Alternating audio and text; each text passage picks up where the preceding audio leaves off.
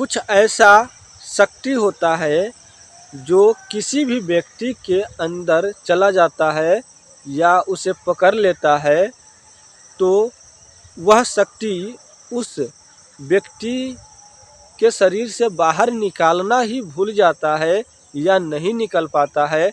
यानी कि वह शक्ति उसके शरीर में चला तो जाता है लेकिन उनके शरीर से बाहर नहीं आ पाता है। कुछ शक्ति ऐसा होता है और कुछ शक्ति उनके शरीर में चला जाता है लेकिन उनके शरीर से बाहर ही नहीं आना चाहता, इस प्रकार से होता है।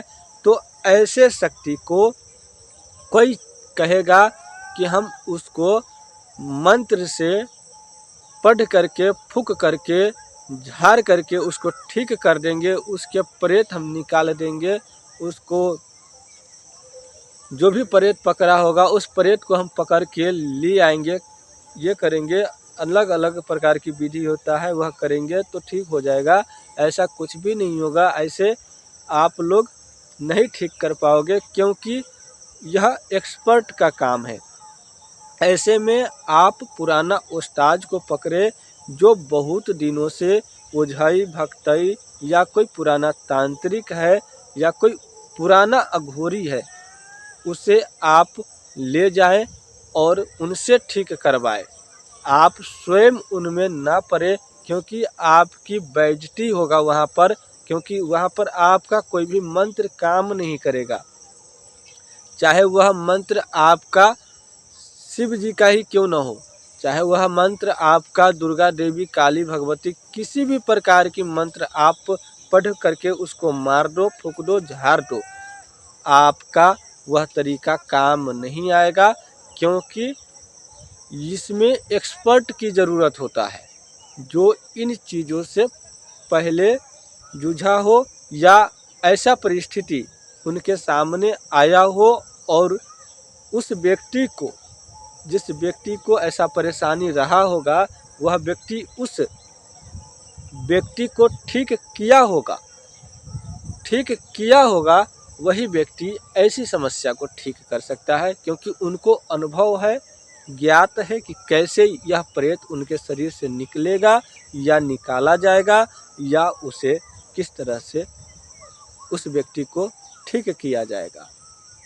ठीक है, तो यह चीज़ें आपको समझना है। इसमें आपको एक्सपर्ट की ज़रूरत है, पुराना उस्ताद की ज़रूरत है, न कि नए साधक की ज़रूरत है, न कि नए ओझा भगत, नए तांत्रिक अघोरी की ज़रूरत है। ठीक है, नए तांत्रिक अघोरी कितना भी बड़ा महामंत्र को भी पढ़ेगा ना तो भी वह प्रेत उसके शरीर में ही रहेगा।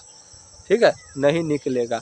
तो ये जानकारी मैं इसलिए दे रहा हूँ कि कई लोग जो है हमारे गांव में कुछ ऐसे भगत ओझा है, नए नए हैं, चाहे हमारे गांव में है तो शहर में भी होगा, अलग अलग जगह पर भी होगा, दूसरे जगह पर भी होगा। इसीलिए मैं यह जानकारी दे रहा हूँ कि ऐसा यदि किसी को प्रेत लग जाए और आप कितना भी उसको मंत्र पढ़ के मारो या पानी पढ़ के मारो या पानी में नहा दो, डुबो दो या कितना भी ज़्यादा गंगा जल उनके आँखों में मारो या उनको देह पर छींटो, वह प्रेत नहीं भाग रहा।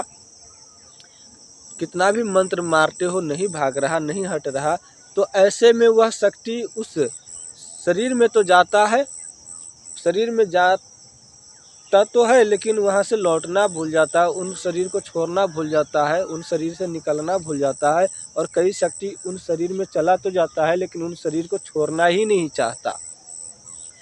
तो इनमें एक्सपर्ट की ज़रूरत होता है। ठीक है, नए साधक इसमें फेल हो जाएंगे। और यह जानकारी आप लोगों को दूसरों को भी शेयर करना है, अपने दोस्तों को भी शेयर करना है ताकि ऐसी परिस्थिति किसी के साथ आए तो इनका इलाज अच्छे से कर पाए।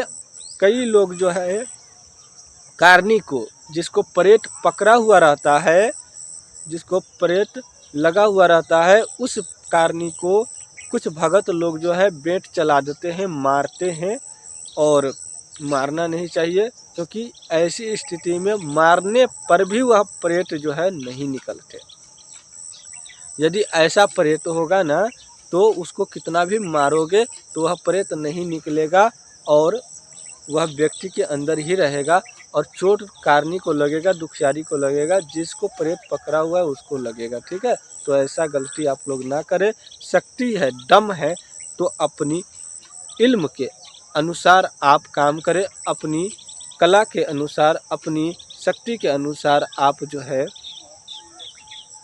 उस प्रेत को वहाँ से निकालें, नहीं तो आप छोड़ दें, दूसरे को कहें, दूसरा व्यक्ति इसको ट्राई करेगा। जय माता भगवती, जय श्री राम।